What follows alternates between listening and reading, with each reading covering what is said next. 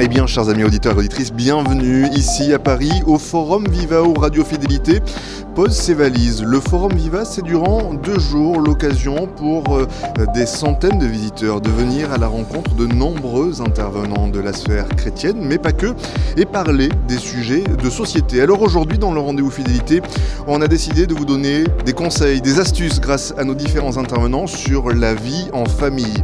Pour en parler et sans aller récolter les interviews, Morgane Poirier. Bonjour Morgane. Bonjour Simon. Et Clara Baird. Bonjour Clara. Bonjour. Avec elle, nous sommes allés à la rencontre de ces intervenants qui vont venir, dans l'heure qui vient, vous parler de thématiques qui forcément vont résonner potentiellement avec votre vie. Si vous avez des enfants, on en parlera notamment avec Anne Sixtine. Elle nous parlera de comment est-ce qu'on peut commencer à parler de sexualité, notamment à ses ados. Hélène Bonhomme viendra quant à elle nous expliquer comment des mamans peuvent perdre pied dans leur vie de famille, à vouloir être des mamans, des épouses parfaites et à trop s'oublier. Comment est-ce qu'on peut les accompagner? Elle a créé les Fabuleuses au foyer, elle nous en parlera tout à l'heure. En compagnie de Cyril Marx, le fondateur de Dictia, on s'intéressera aux limites que l'on peut poser face aux écrans. Et forcément, quand on a des ados à la maison, on sait combien les écrans sont devenus primordiaux dans leur vie. Les écrans qui nous amèneront vers les réseaux sociaux, on en parlera avec Victor, le cateau de service. Il fait partie de ces influenceurs qui aujourd'hui commencent à peser dans la sphère chrétienne sur les réseaux en ligne. Il nous dévoilera à la fois sa vision justement de l'importance des réseaux, mais aussi comment est-ce que l'on peut arriver à créer du contenu chrétien en ligne. Voilà pour le programme de ce rendez-vous fidélité spécial Forum Viva. Installez-vous, on est parti pour un tour. Le rendez-vous fidélité. Et pour débuter ce rendez-vous fidélité, c'est en votre compagnie, Morgane Poirier, que on va aller à la rencontre de notre première invitée. Elle s'appelle Anne Sixtine. Tout à fait Simon, je suis en compagnie d'Anne Sixtine Perardel. Elle est conseillère en vie affective et sexuelle. Elle a participé à la conférence éducation affective et protection contre les violences au Forum Viva. Pourquoi c'est important de discuter des protections contre les violences aux parents? En fait, le sujet de la protection des enfants contre tout ce qui est du domaine des violences et violences au sens large, c'est un des sujets dont on n'a pas trop envie de parler parce que c'est glauque, ça renvoie à des situations très douloureuses.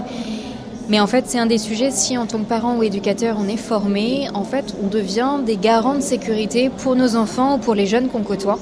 Et donc c'est pour ça que je trouve ça hyper bien que pendant ce forum, il y ait eu un atelier prévu pour ça, qui était d'ailleurs blindé, il y avait plein de parents, enfin voilà. Donc on sent que c'est un sujet qui intéresse et j'avais une femme qui me disait merci parce que c'est un sujet qui est douloureux, j'hésitais à venir parce que j'aime pas trop aborder ces sujets et en même temps je repars avec des vraies clés pour avancer, donc c'est super. C'est quoi les conseils que vous leur donnez, par exemple ?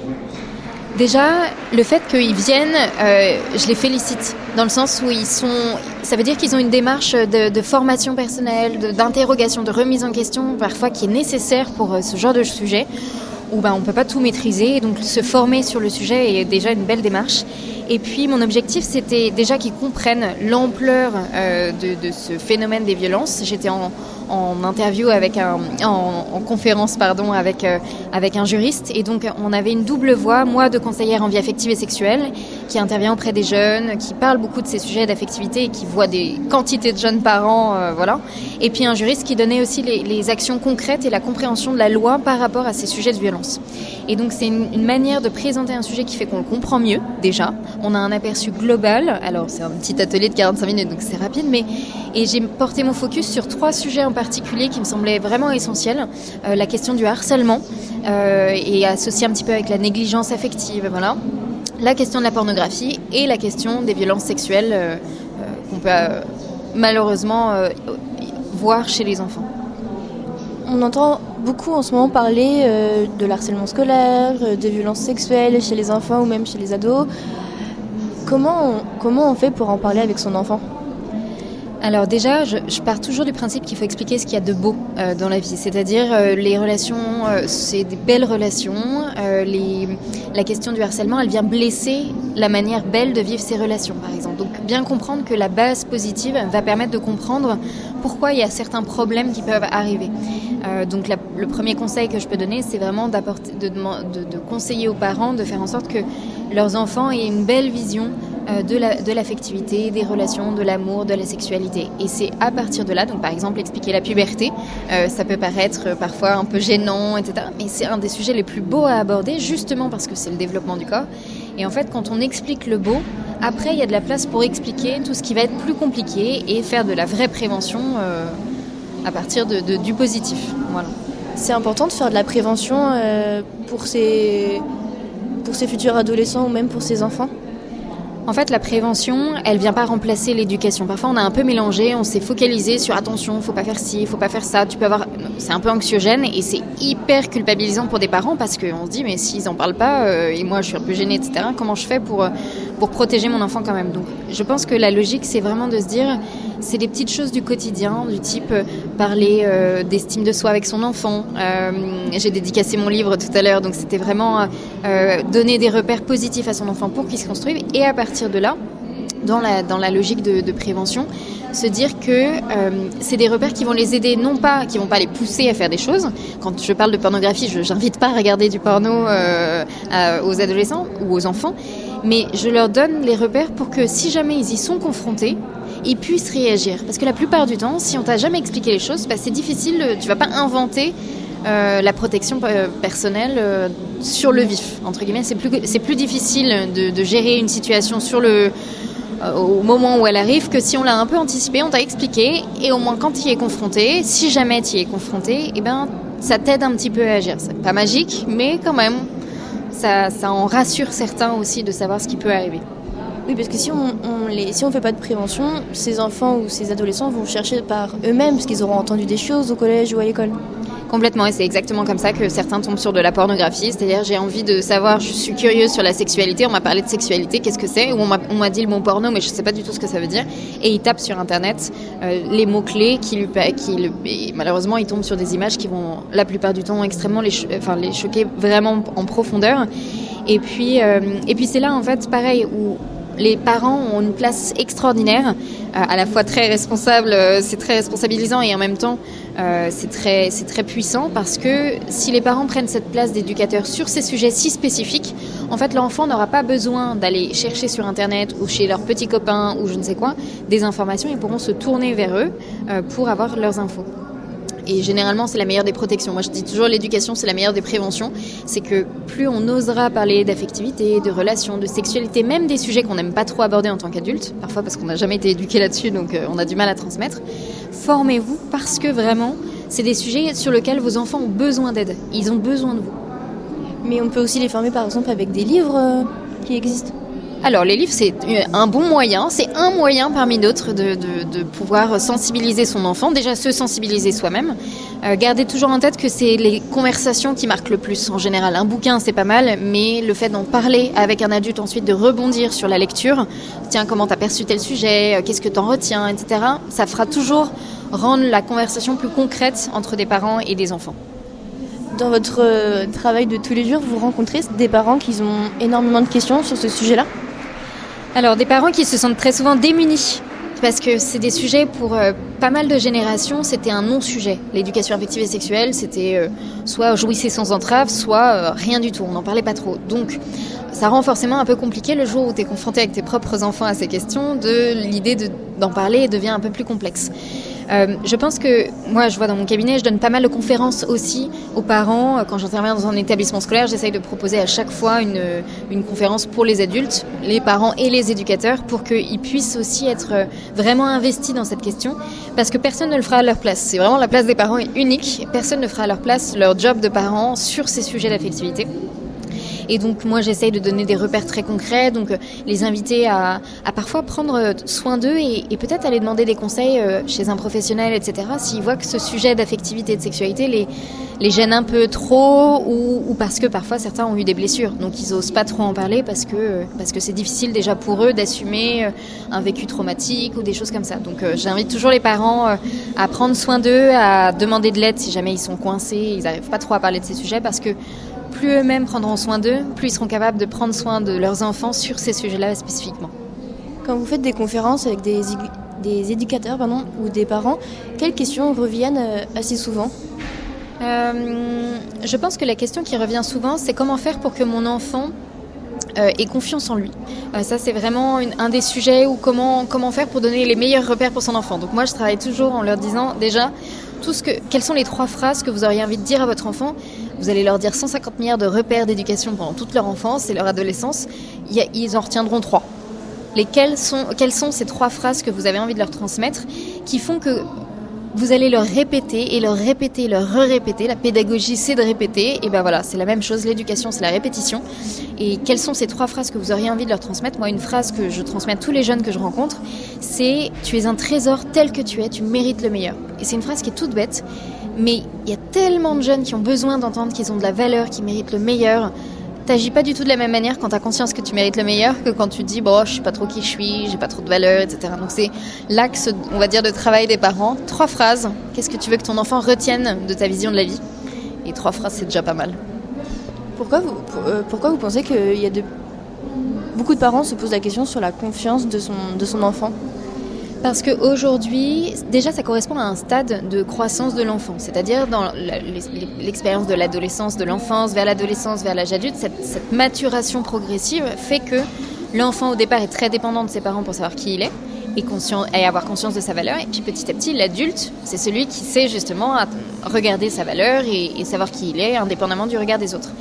Eh bien, tout l'enjeu, justement, de cette période d'enfance, adolescence, vers l'âge adulte, c'est d'accompagner l'enfant dans cette construction personnelle. Donc, quand on parle de construction personnelle, évidemment, on parle d'estime de soi et de confiance en soi. Et donc là, généralement, c'est donner des repères pour les valoriser. Je dis souvent que, pour un couple, on dit qu'il faut une parole de critique ou de remarque négative pour 4 paroles valorisantes. Donc vous imaginez avec des enfants qui sont en pleine construction, c'est au moins ça qu'il faut faire. Or généralement ce qui se passe, c'est qu'on est plutôt dans 4 paroles de critique, de attention fais ci, attention méchat, t'as pas fait ci, machin, et une parole valorisante de temps en temps.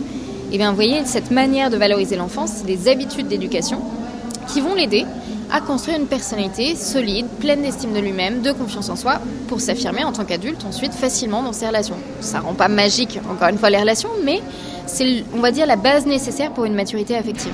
Donc je travaille tout ça et mon livre Révolutionner sa vie affective, 10 exercices pour réussir, c'est un peu ce que j'ai proposé comme outil pour des parents et pour des enfants afin qu'ils aient, on va dire, une base de réflexion. C'est un peu comme un accompagnement avec moi, mais version écrite, mais qui fait que on part pas de il faut avoir de l'estime de soi, comment on fait ? Question, par exemple, vos qualités. En tant qu'adulte, en tant que parent, en tant qu'éducateur, est-ce que vous êtes capable de les citer et de m'en citer au moins 20 ? Et là, généralement, on me dit 20, c'est énorme. Je dis, en fait, mes élèves de 6e en ont 20, donc a priori, en tant qu'adulte, vous en avez 20 aussi. Peut-être que vous n'avez jamais fait le travail. Donc, faites le travail pour vous. Et c'est le premier exercice de mon livre. Donc, ceux qui ne savent pas trop, vous pouvez vous le procurer. Ça marche bien aussi. Et pour donner de l'estime à son enfant, c'est par exemple quand il fait quelque chose, on peut lui dire c'est bien ce que tu fais, c'est joli, c'est... Oui, par exemple, et valoriser le fait qu'il peut être fier de lui-même. Se dire, voilà, t'as accompli, t'as fait des efforts pour arriver à telle chose, bravo, parce que j'ai vu tous les efforts que t'as fait, et tu peux être fier de toi.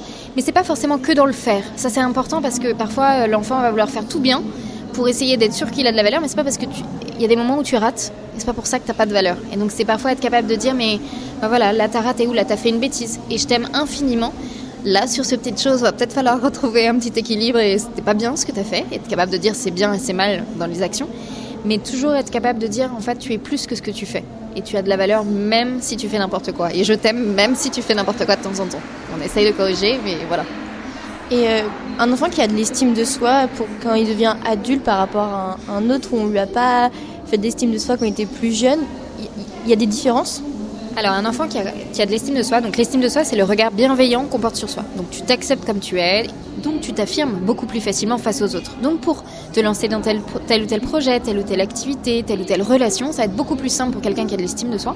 Et l'avantage aussi, c'est que s'il y a des ruptures amicales, ruptures amoureuses, on s'est aperçu que les personnes qui avaient le plus d'estime de soi se remettaient plus rapidement d'une rupture amoureuse ou d'une rupture amicale. Parce que, encore une fois, il sait que sa valeur ne dépend pas de l'autre, mais juste, il a de la valeur. Il est une personne incroyable telle qu'il est. Et c'est un trésor dans une relation. Merci Anne-Sistine. Je rappelle pour les auditeurs que vous êtes conseillère en vie affective et sexuelle.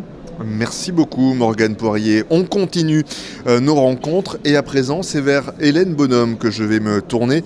Bonjour Hélène, merci beaucoup d'être avec nous. Vous êtes maman de 4 enfants, vous êtes aussi la fondatrice des Fabuleuses au foyer.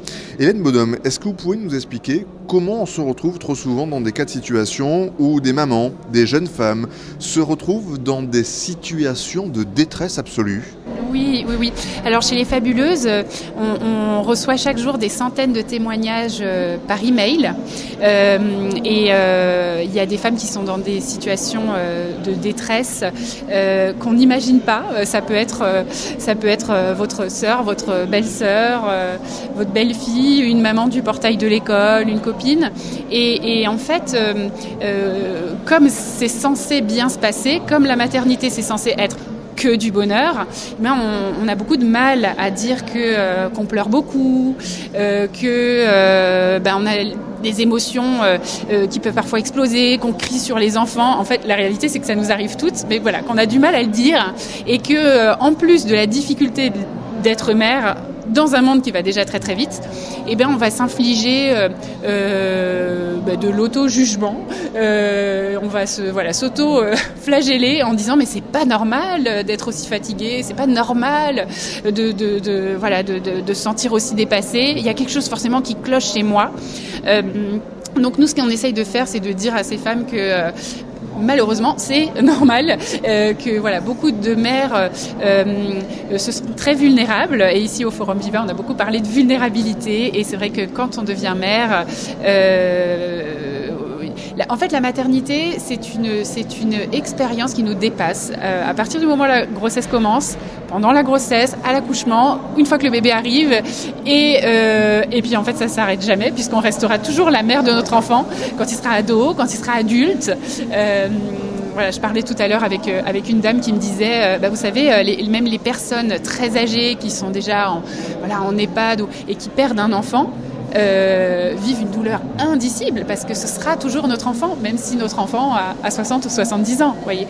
Il y a un lien maternel qui est assez inexprimable, presque difficile à penser, à conceptualiser, parce que la maternité, c'est pas un concept aseptisé, quoi. Il y a quelque chose de presque d'animal qui nous donne envie de tout donner, d'être dans le don de soi. Parfois à l'extrême, et parfois on s'oublie. Et donc je suis venue dire aux mamans qu'elles ont non seulement le droit, mais surtout le devoir de ne pas s'oublier et de prendre soin d'elles, de recharger leur batterie. Mais alors justement Hélène, pour les mamans qui nous écoutent, c'est quoi le premier marqueur qui doit attirer notre attention pour qu'on se dise là je vais peut-être trop loin ou j'ai peut-être là besoin d'aide? Ouais. Alors il y a différents symptômes d'épuisement maternelle. D'abord la fatigue, tout simplement. Je me sens physiquement fatiguée, je me lève le matin et j'ai l'impression qu'il me faudrait une deuxième nuit avant d'attaquer ma journée. Fatigue psychologique aussi. Il y a tout qui nous saoule, il y a tout qui nous énerve. On sent que on sent qu'on craque, que un rien peut nous faire craquer. Il y a le sentiment aussi de s'éloigner de ses proches. C'est-à-dire qu'en fait, on va être avec son conjoint, avec ses enfants dans la même pièce, mais on n'est plus vraiment en lien, on n'est plus vraiment connecté, on n'est plus vraiment lié. Il y a quelque chose d'un peu robotique, d'un peu mécanique dans la relation. Bon, je suis là, allez, je te pose à manger sur la table, mais je suis plus avec toi. Et puis, le sentiment d'être submergé, c'est-à-dire que en fait, tout devient une montagne.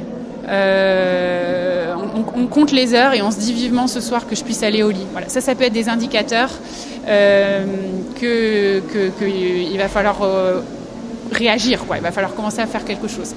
Et justement, face à cette détresse, qu'est-ce qui peut être mis en place pour aider ces mamans qui, à juste titre, dans la vie qui est la nôtre aujourd'hui, où on le sait bien, ça peut très vite partir, on n'a pas forcément l'aide qu'on attendrait de la part de son conjoint, de sa famille, ou que, vous l'avez dit, on n'ose pas toujours dire ça va pas. Il faut juste communiquer.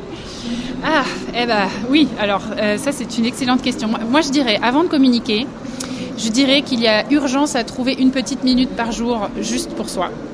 et que cette petite minute, alors pour certaines ça peut paraître une montagne, mais elle est trouvable. En fait, on a des petits trous de gruyère dans nos journées, sauf qu'on les remplit justement avec les mauvaises choses. Vite, je coche encore une case, ou vite, je réponds encore à un mail, ou vite, je range les chaussettes dans le tiroir.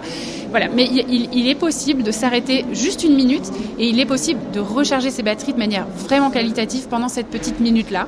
Ça, je pense que c'est le réflexe numéro 1, c'est de trouver cette minute. Parce que si on n'a pas une minute, on n'a pas de vie.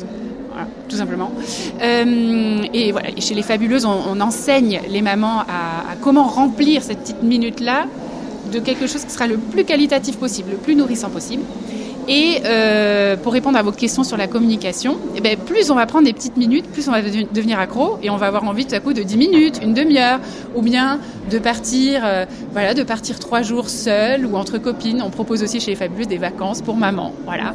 Et bien là, pour faire ça, on va avoir besoin de communiquer. On va avoir besoin de poser une question, de dire voilà, es-tu d'accord que voilà, je ressens le besoin de.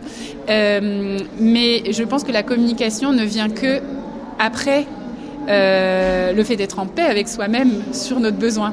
Voilà. Donc en fait, quand soi-même, on s'autorise pas vraiment à avoir tel besoin, quand on va communiquer, on risque d'être un peu agressif parce que comme on n'est pas... comme on se sent un peu coupable, on peut peut-être faire un petit peu le hérisson et dire comment ça, t'es pas d'accord, alors qu'en fait c'est nous-mêmes qui sommes pas tout à fait convaincus de l'utilité ou en tout cas d'avoir le courage de vraiment le faire parce que ça fait peur d'être seul avec soi-même. Donc voilà, je dirais trouver du temps pour soi en 1, en 2, s'autoriser profondément à avoir des besoins. Et puis en 3, les communiquer avec foi et confiance qu'en face de nous, voilà, on a un partenaire qui a qu'une envie, c'est qu'on aille bien. Voilà. Je pense qu'on est dans une société qui tape quand même beaucoup sur les mecs en disant qu'ils en font pas une. Mais alors, je dis pas que ça n'existe pas. Hein, les conjoints qui laissent totalement toute la logistique familiale reposer sur les mères. Mais moi, je crois quand même que aujourd'hui, il y a beaucoup d'hommes qui eux-mêmes se trouvent complètement désarmés et impuissants en voyant leur femme couler et qui savent pas comment faire, tout simplement parce que la femme ne s'autorise pas à lui dire ce qu'elle ressent. Et justement, dans ce cas de figure-là, parce qu'on a évoqué tout à l'heure la maman qui nous écoute, mais le papa qui voit son épouse, sa conjointe qui est en train progressivement de perdre pied, il a quoi, lui, comme levier d'action pour essayer de faire bouger un petit peu les choses ? Merci pour cette excellente question. Alors, comme levier d'action, je crois qu'il peut tout à fait... alors, ça veut tout dire et rien dire, hein, c'est pas très concret, mais voir, je te vois, en fait, je vois ta souffrance, je vois ton émotion et je la valide. Voilà.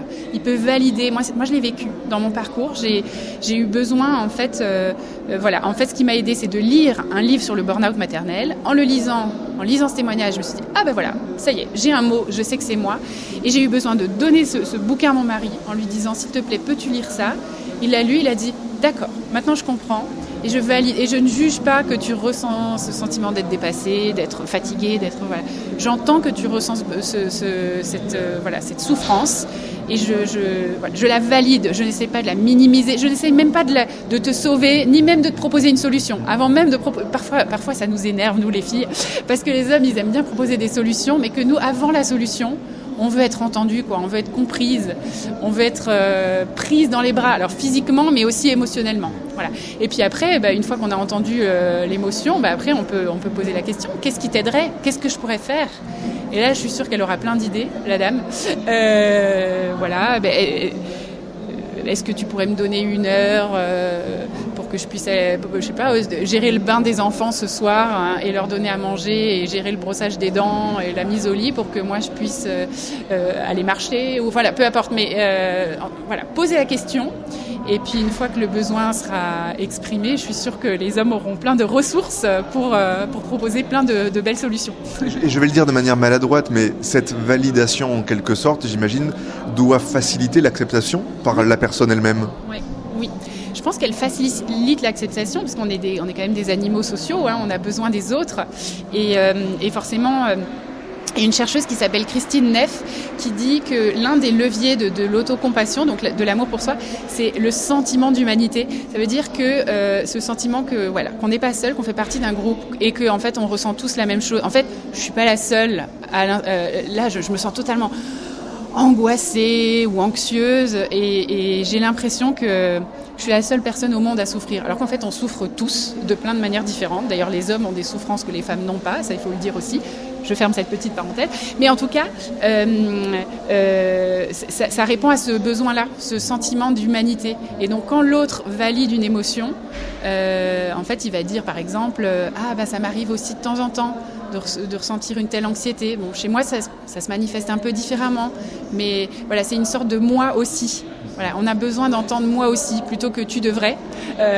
Avant de donner des conseils, valider l'émotion, c'est un immense cadeau qu'on peut faire. Est-ce que vous vous attendiez à ce que les fabuleuses suscitent justement autant d'engouement ? Moi, j'ai toujours eu besoin de beaucoup écrire. Et quand nos jumeaux sont arrivés, ça a été un tsunami pour moi. Et voilà, j'ai tenu un journal où j'ai écrit tout ce qui se passait dans ma tête pour faire le tri. C'était assez cathartique. Et c'est mon mari, David, qui m'a mis un énorme coup de pied au derrière en disant ce serait vraiment quand même vachement bien que tu publies ces choses en ligne. Voilà. Donc ces textes étaient bien cachés au fond des dossiers de dossiers de mon ordinateur. Et voilà, pour faire court, j'ai accepté d'en mettre quelques premiers en ligne en me disant de toute façon ça n'intéressera personne et de toute façon je suis la seule à vivre ça.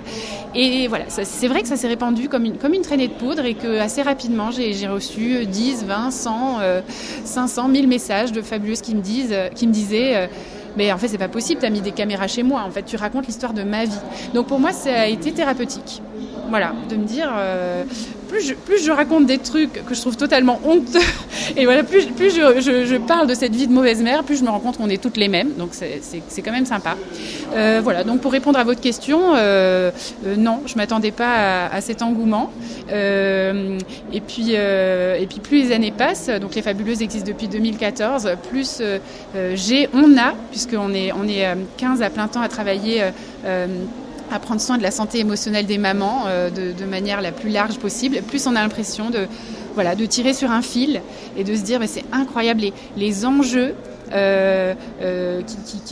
qui dépendent de la santé émotionnelle des mamans. En fait, la société a besoin de mamans qui vont bien, parce que la société a besoin de familles qui vont bien, et quand la maman va bien, j'ai pas mal de trucs qui se débloquent dans les familles.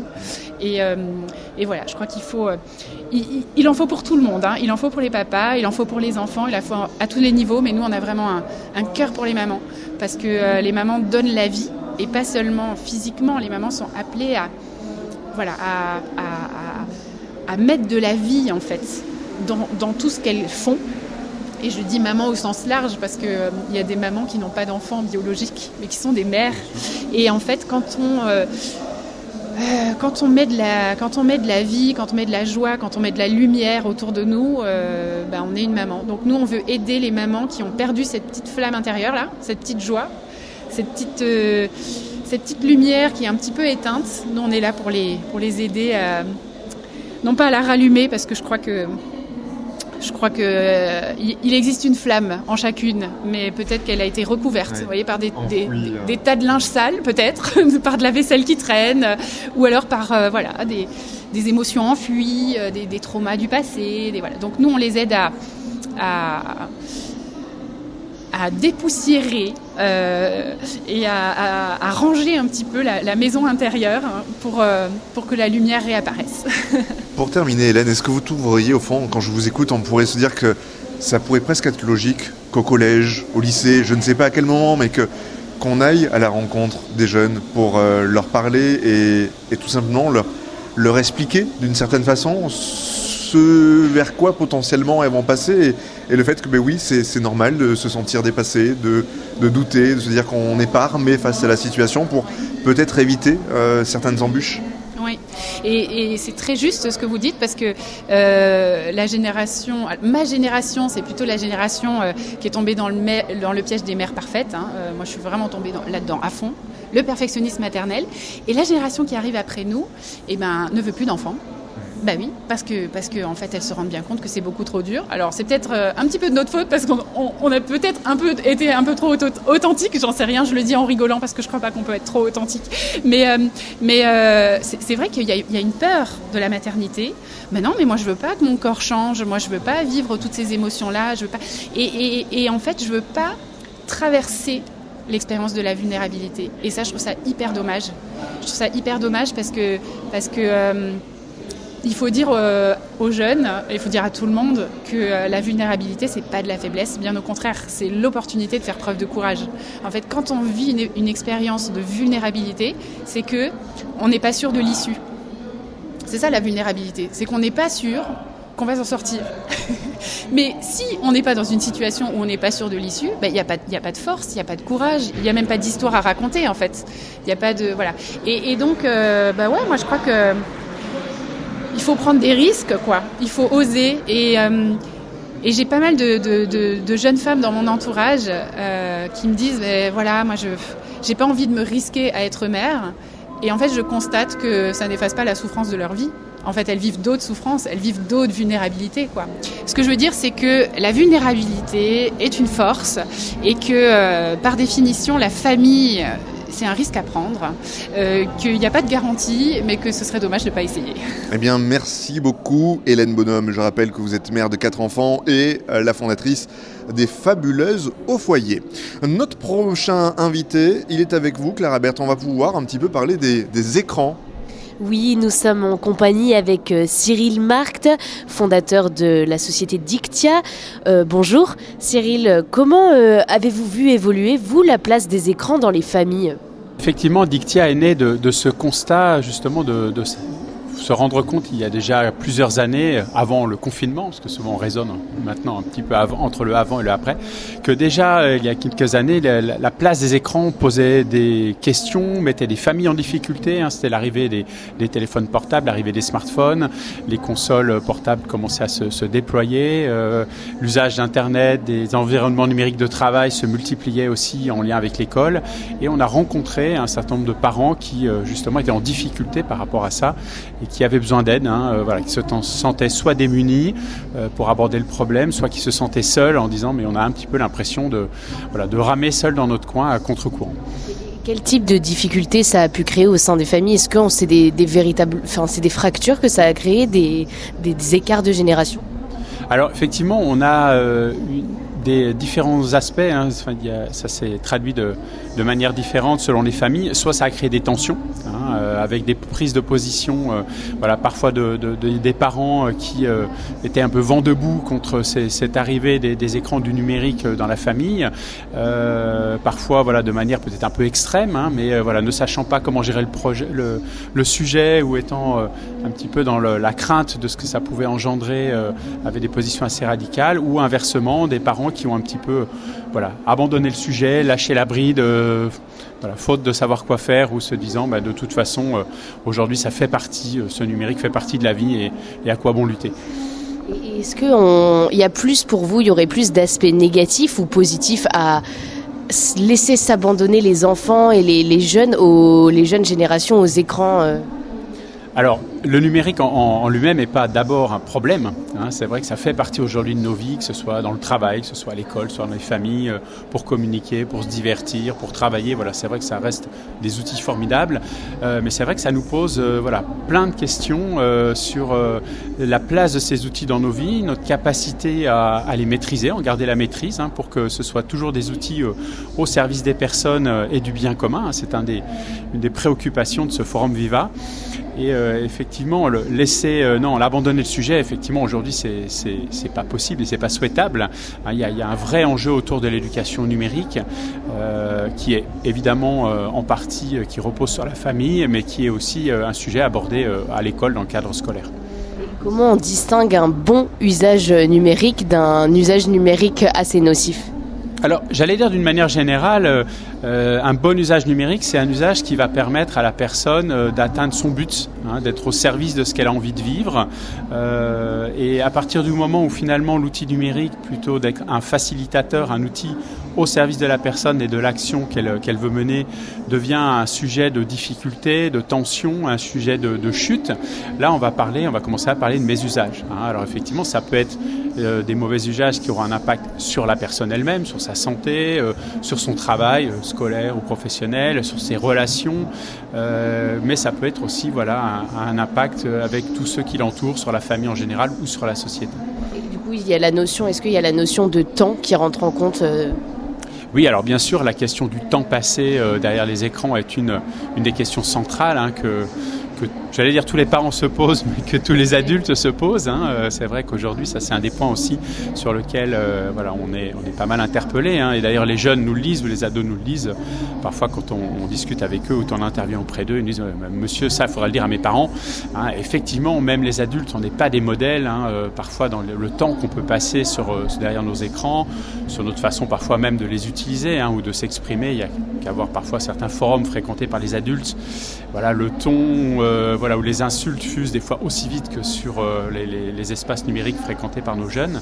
Donc il y a un vrai enjeu pour nous adultes à réajuster nos usages. Et effectivement, la question du temps est assez centrale. La place de cet écran, le temps qu'on y consacre dans nos vies. Et en même temps, immédiatement, on va après la question de l'usage et du contenu, parce qu'on peut y passer du temps, mais du temps à quoi Est-ce que c'est du temps pour travailler, pour se distraire, pour écouter, pour se former, pour communiquer? Et effectivement, il faut réinterroger aussi ce qu'on y fait. Et il y a une véritable prise de conscience de la part des jeunes sur le fait qu'ils passent beaucoup de temps sur les écrans. On voit de 5h à 12h pour le pire. C'est du temps qui est passé souvent sur les plateformes numériques, sur les réseaux sociaux. Qu'est-ce que ça apporte et qu'est-ce qui devient nocif dans cet usage très intensif? Alors en fait, les jeunes en ont une conscience plus ou moins claire. C'est-à-dire qu'effectivement, entre ceux qui ont des pratiques assez variables entre réseaux sociaux, jeux vidéo, etc., et qui ont un petit peu du mal à faire un petit peu la somme de tout ça. Ceux qui finalement ne veulent pas voir le problème, parce que finalement c'est souvent une question de bénéfice-risque. Et effectivement, quand on est jeune, on en voit le bénéfice immédiat, on a un petit peu tendance à minimiser les risques. Et effectivement, l'enjeu par rapport à ça, ça va être d'amener à cette prise de conscience pour que petit à petit, la personne par elle-même réajuste ses propres usages en fonction, encore une fois, du bien qu'elle vise, de ce qu'elle a envie d'atteindre. Et on réajuste du coup un bon usage des écrans selon l'âge, comment ça se passe pour réajuster un bon usage? Alors, quand on est jeune, souvent, on a besoin des parents.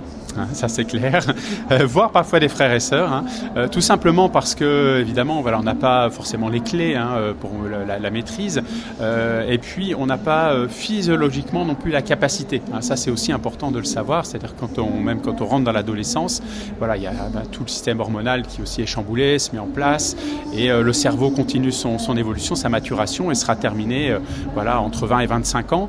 Donc tout ce qui se met en place, notamment le circuit de la dopamine, tout ce qui va être sollicité aussi par nos réseaux sociaux, nos jeux vidéo, pour nous rendre un petit peu accros, on ne sera en capacité finalement, même physiologiquement, que vers l'âge des 20 ans, 25 ans, pour être capable de gérer soi-même ces mécanismes.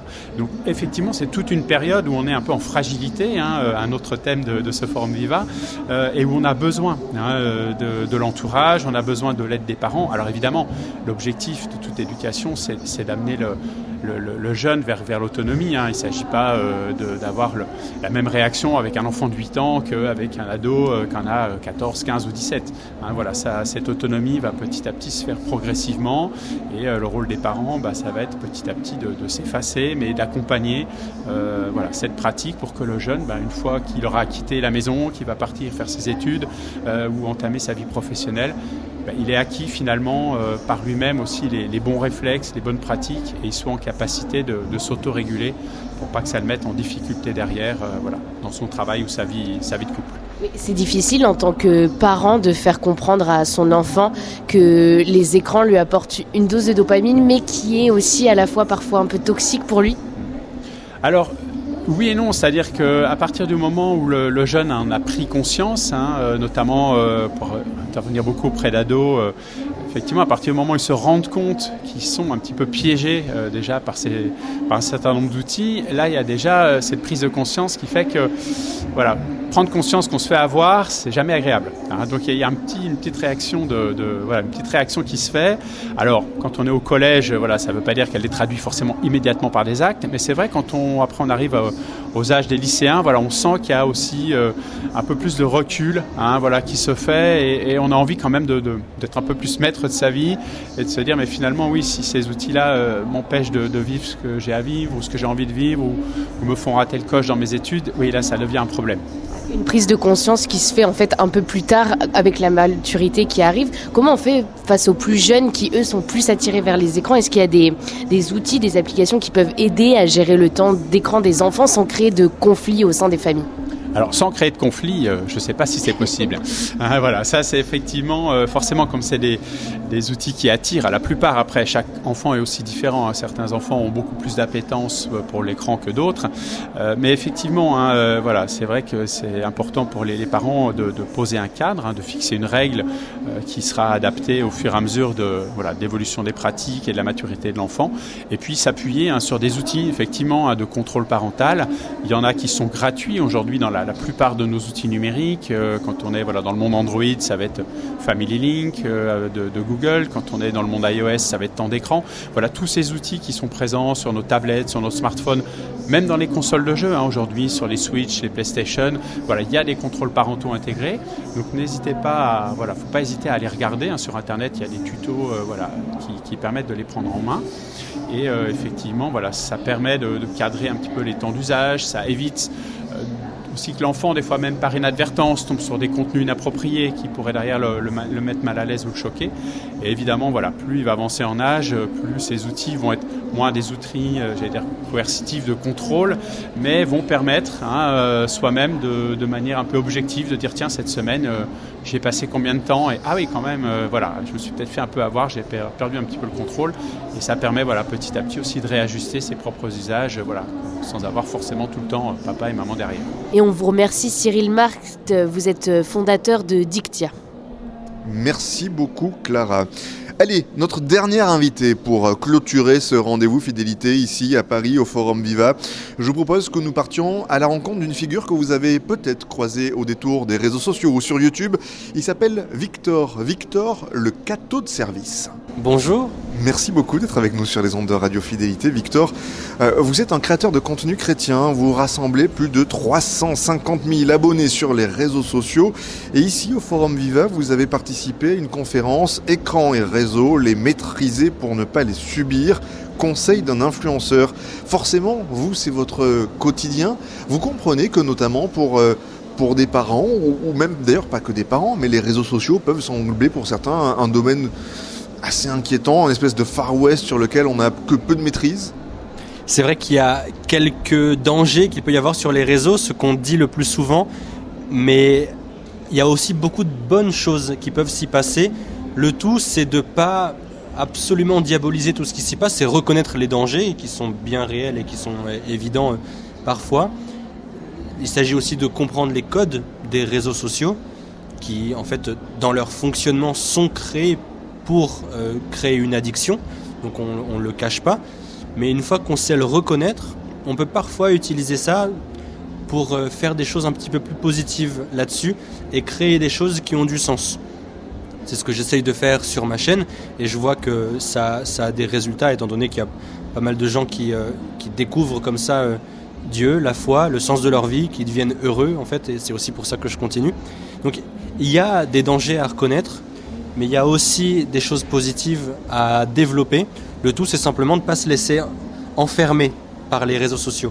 Parce que dès qu'on choisit d'aller créer quelque chose et apporter de la valeur, on prend aussi le risque de se perdre là-dedans. Parce qu'en fait, les réseaux sociaux, ça marche bien.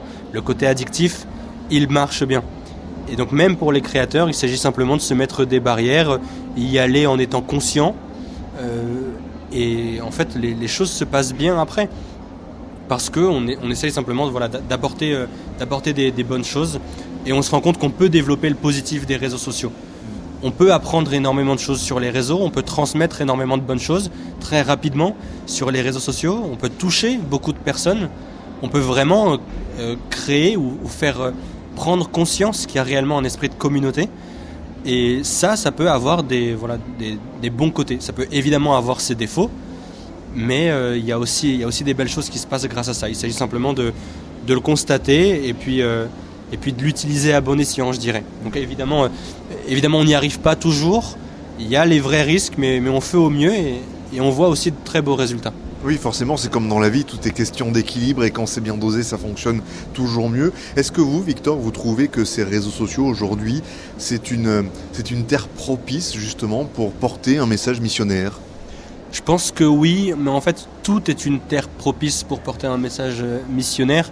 Les réseaux sociaux, c'est juste la suite des moyens de communication. Je veux dire, on avait la presse, la radio, la télé. On a les réseaux sociaux actuellement. Je veux dire, pas qu'on n'ait plus le reste, mais c'est juste que les réseaux sociaux prennent de plus en plus de place et on utilise simplement les moyens qu'on a. Donc maintenant, on voit aussi que la plupart des gens ont un compte sur les réseaux sociaux et donc on va là où sont les gens. On essaye simplement, comme toujours depuis les premiers siècles, l'Église n'a jamais été en retard sur des moyens de communication. Simplement, on va là où sont les gens. Et donc, si les gens utilisent les réseaux sociaux, on y va aussi. C'est amusant que vous disiez que l'Église n'est pas en retard, parce que c'est un débat que j'avais ce matin, hors micro, avec un invité, à savoir, est-ce qu'aujourd'hui, on voit plus d'influenceurs chrétiens apparaître sur la toile, parce que on est peut-être dans une vague où l'Église est en train de se renouveler, portée notamment par des catéchumènes qui arrivent et qui portent avec eux une nouvelle énergie. Ça donnait l'impression que sur la dernière décennie, ce type-là d'influenceur n'existait pas ou était bien moins visible. Vous comprenez ce regard-là vu de l'extérieur, vous qui êtes dedans ? Bien sûr, en fait, on voyait, il y avait déjà des catholiques il y a 10 ans, mais en fait, il y a 10 ans, les réseaux sociaux ne fonctionnaient pas du tout de la même manière qu'aujourd'hui.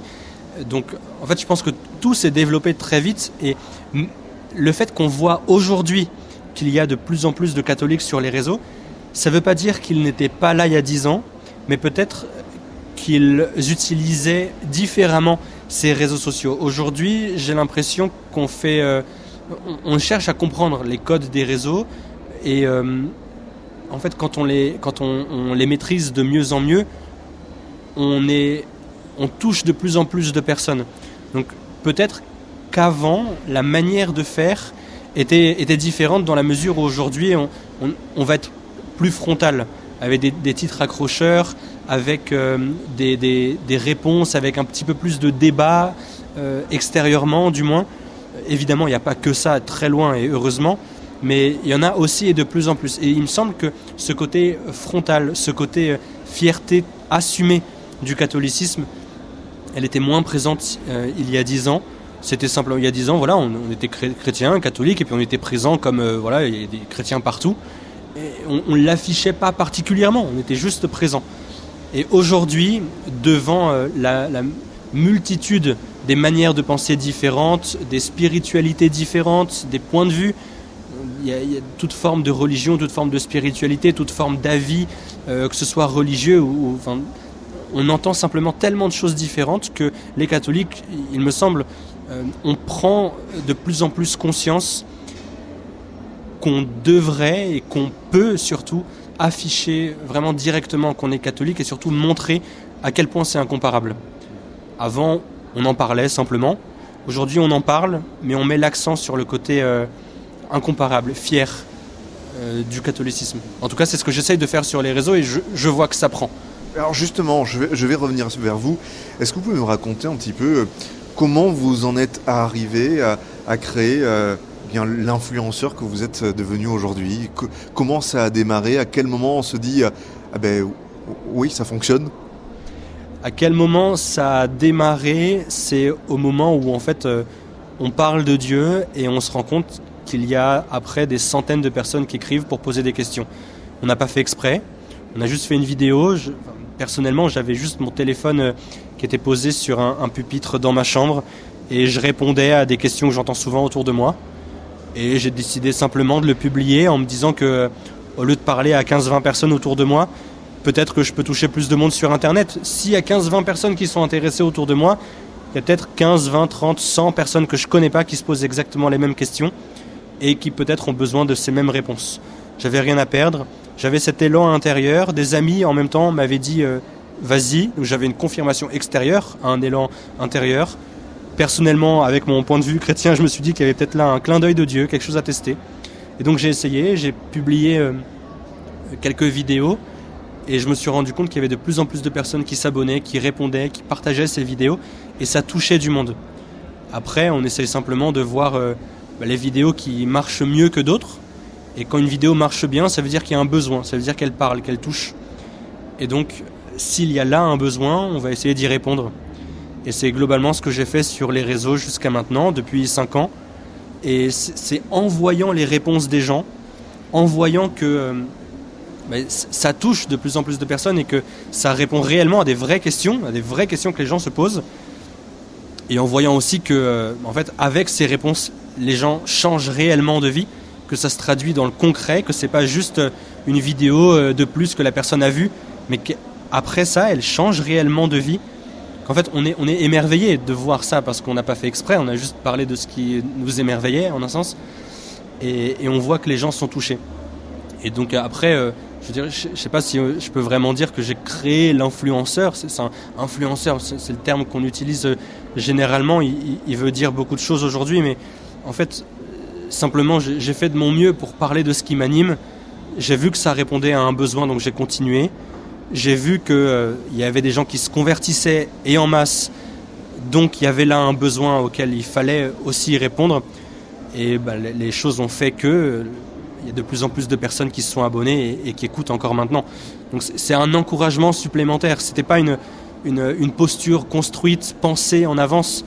C'est vraiment juste né d'un émerveillement en premier. Et après, par la force des choses, on constate qu'il faut continuer. Et ce qui est fort, c'est que vous le faites avec une touche d'humour quand on parcourt, et si on va sur votre chaîne YouTube, et j'invite nos auditeurs à aller la découvrir, sincèrement, on peut pas s'empêcher de sourire quand on passe les vidéos en revue. Vous nous parlez des prières parfois les plus drôles ou qui sortent un petit peu de l'ordinaire, vous invitez des célébrités à la messe. Il y a quand même, je trouve, une approche qui est là. On est... Je veux pas être désobligeant et surtout ne le prenez pas comme tel, mais je trouve par moment à la limite entre le côté divertissant, il y a la forme divertissante qui vient vous taper sur l'épaule en disant tiens, ça pourrait être chouette que tu me regardes, mais il y a surtout le fond après qui est là derrière. Évidemment, on essaye de parler aux gens avec le format qui pourrait les intéresser. Moi, le premier, j'aime bien le contenu divertissant, pas forcément catho, qu'on trouve sur YouTube ou sur les réseaux sociaux en règle générale. Je suis aussi, entre guillemets, un consommateur des réseaux sociaux. Donc en fait, je vois les codes, je vois ce qui m'intéresse aussi. Et donc en fait, je veux dire, il y a des gens qui parlent de voitures dans un format divertissant. Il y a des gens qui parlent d'art. Il y a des gens qui parlent de danse ou de cinéma. Pourquoi ne pas parler de Dieu avec ce même format ? En fait, le format, c'est une chose. Et je pense que tous les sujets peuvent être abordés. Et simplement, voilà, quand on essaye de les rendre intéressants, donc ça c'est la forme, tout le fond peut passer derrière. Donc forcément après c'est un peu de travail sur la réflexion des vidéos, comment est-ce qu'on la pense, comment est-ce qu'on l'écrit, comment est-ce qu'on la monte après. Parfois on a l'impression que ça va très bien marcher et en fait pas du tout. Parfois on fait quelque chose presque au dernier moment sans trop l'organiser et en fait ça décolle complètement. Donc après c'est beaucoup de tests. Mais en fait, ça part simplement d'une volonté à un moment donné, on veut transmettre un message qui nous porte, donc on veut aussi le faire d'une manière qui pourrait toucher du monde. Et donc, on adopte les codes des réseaux actuels, que ce soit sur YouTube, sur Instagram, TikTok, Facebook. On adopte les codes et puis voilà, si on a un bon contenu à transmettre, on essaye aussi de faire en sorte qu'il soit audible. Est-ce que ça pourrait être, Victor, un message que vous pourriez soutenir, le fait de se dire, si vous avez des choses à dire, si vous avez envie de parler de la religion, tout simplement, parlez-en, ne vous bridez pas. Exactement, je pense qu'en fait, il y a tellement de gens qui parlent de tout et de rien, de danse, d'art, de science, et ils ne sont pas gênés de parler de leur passion. Si moi, ma passion, c'est Dieu, pourquoi est-ce que je serais gêné d'en parler ? En fait, on s'attend très souvent, du moins dans la foi chrétienne, parmi les chrétiens que je vois autour de moi, on s'attend tellement souvent à des contradicteurs, à des gens qui viendraient dénoncer, critiquer des choses. Mais en fait, ce qu'on constate le plus souvent, dès qu'on commence à parler de Dieu, c'est qu'il y a en face réellement une oreille attentive. Si on est chrétien, c'est parce qu'on croit que c'est la vérité. La vérité touche les cœurs, en fait. La vérité, elle s'impose par la force de la vérité elle-même. C'est ce que dit l'Église dans le Concile Vatican II. Mais en fait, la vérité touche les cœurs. Donc, quand on parle de la foi, on voit qu'en fait, les gens sont intéressés. Les gens posent des questions. Il y a forcément quelques moqueries ici et là. Mais dès que les gens savent se rendre compte qu'on est sérieux, ils arrêtent de se moquer et ils posent vraiment des questions. Il y a parfois des gens qui m'insultent. Dès que je leur réponds sincèrement en disant écoute, si tu as quelque chose à me dire, dis-moi quoi, mais que ce soit constructif pour toi comme pour moi, sinon je pourrais rien changer. Manifestement, t'aimes pas, dis-moi pourquoi. En fait, les gens après disent pardon de t'avoir insulté, ils s'excusent et puis on parle vraiment de choses profondes. Donc les moqueries auxquelles on s'attend, les insultes auxquelles on s'attend, il y en a parfois, mais c'est une telle minorité qu'en fait on voit juste des gens intéressés. Et même les gens qui se moquent ou qui insultent, au final, quand on les gère chrétiennement, ils changent aussi de comportement. On n'a absolument rien à perdre. On voit tellement de choses sur Internet. Tout le monde est présent sur Internet, nous aussi, et sur les réseaux sociaux. Pourquoi ne pas y mettre Dieu aussi ? Merci beaucoup Victor, le cateau de service. Je rappelle que vous êtes influenceur, près de 350 000 personnes qui vous suivent sur les réseaux sociaux. N'hésitez pas à aller regarder un petit peu pour retrouver notamment ses vidéos sur sa chaîne YouTube. Et bien voilà, chers amis auditeurs et auditrices, c'est là que notre rendez-vous fidélité va se refermer. Merci beaucoup de nous avoir suivis. On vous proposera demain la suite de nos aventures au Forum Viva avec de nouveaux intervenants qui vont vous parler cette fois-ci des questions de fragilité. Vous ne bougez pas, les programmes de Radio Fidélité continuent. Belle journée à tous.